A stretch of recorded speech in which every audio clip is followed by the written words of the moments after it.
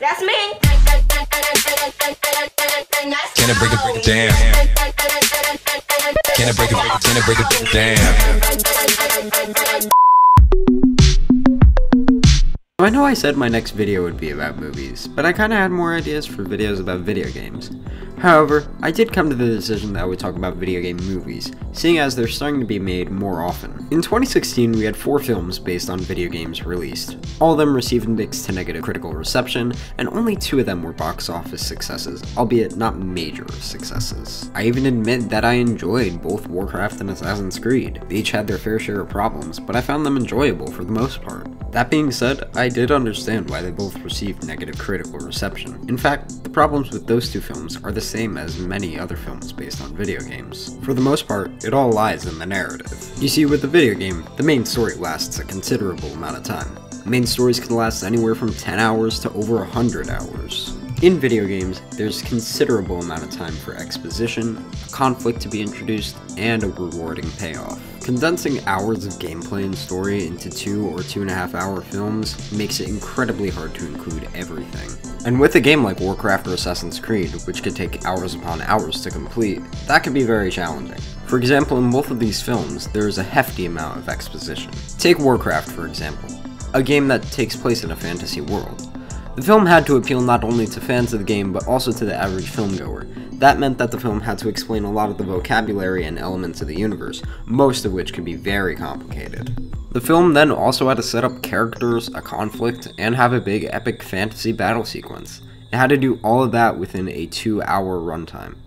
Sounds pretty hard, right? Same could be said about Assassin's Creed. The film takes place in an altered reality, and so the film had to explain to audiences how someone could relive the memories of their ancestors through the Animus. They also had to explain exactly what the Animus was, and why Abstergo wants to get the memories.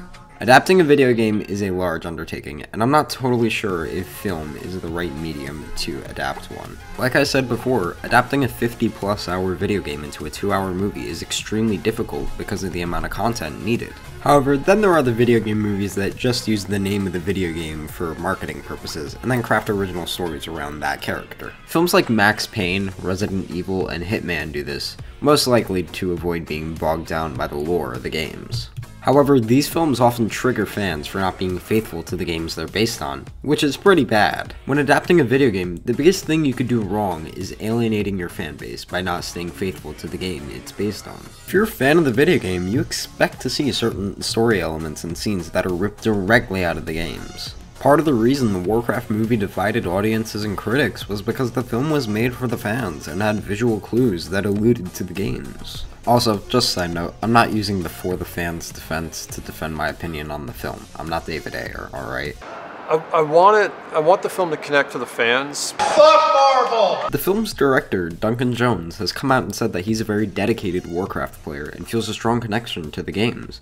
He adapted the game from a perspective of a fan, including elements that would please other fans of the game. However, the film couldn't be all fan service and had to include elements that would appeal to the wider audience, thus leading to a lot of expository scenes and dialogue. But even then, you could see that the team that worked on the film were dedicated to the source material and adapted it with a lot of heart. This goes back to what I said before about having to include core elements of the game and not using the title just as the film's selling point.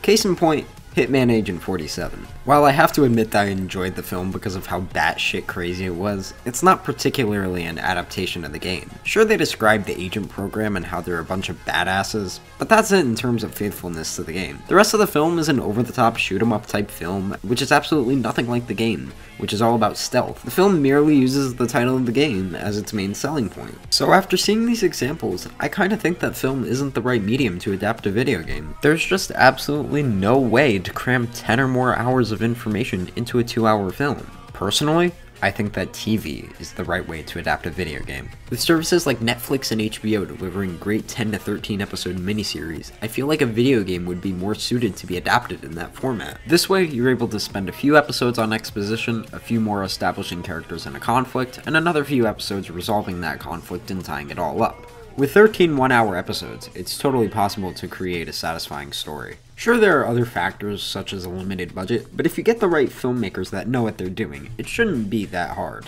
When I say that, I know making it is going to be hard, but if you get a filmmaker that knows what they're doing and knows how to use their resources, they're more skilled to overcome the obstacles that are required. Using a service like Netflix would allow for something much more deep than what a 2-hour movie would get you. We're in the golden age of television, where stories could be more intricate and deep. Now don't get me wrong, I take film over TV any day. But for adapting a video game, film is too limited because of the time requirements. You can't always count on a sequel being made because these movies aren't usually box office powerhouses. If anything, these films either bomb or barely get by, and that's not going to give a film studio confidence to greenlight a sequel. It's because of these factors that I believe that if there's any medium to adapt video games in, it's TV. Alright, I'm going to keep this one short and sweet. Alright, thank you all so much for watching this video. I put a lot of time into it, and I hope you all enjoyed it. If you want to see more videos like this, type in the comments below, give it a thumbs up, whatever, yeah. And that's pretty much it. Not much I really wanted to say. I'll probably have maybe 1 or 2 more videos coming out by the end of the summer, so stay tuned for that on my channel. Alright, that's basically it. See y'all later. Bye-bye.